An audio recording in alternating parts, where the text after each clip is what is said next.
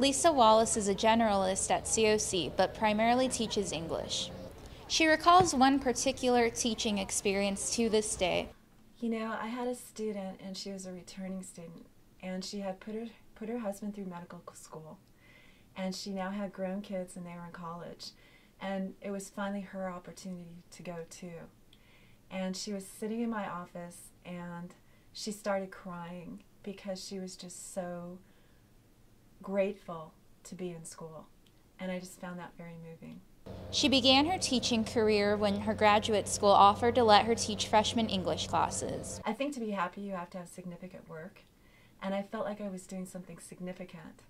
And I always am reminded at graduation what an honor it is to be able to teach people, because I see how the students are so proud that they've accomplished so much, and their families are there and they're so proud of them. But her true passion is horses. I didn't start riding until I was in my 30s, and I had a loss in my life, and I mourned that for a couple years, and then I asked myself, well, what would bring me joy? I really wanted to have my own horse, and so I leased one first, and then I finally was able to buy him. I had to teach a few classes to afford it, and I didn't want him to be alone.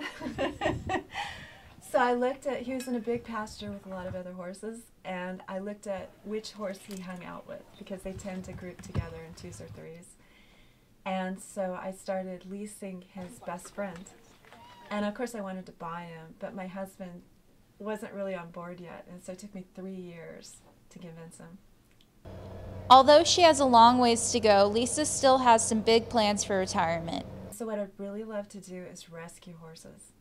And so it's my dream to someday have a little ranch, and I'll probably only be able to rescue a couple, but that would be very rewarding for me. And if I can't pull it off financially, I'm going to volunteer and do that sort of work. For this week's Cougar News Spotlight, I'm Jazz Piatt.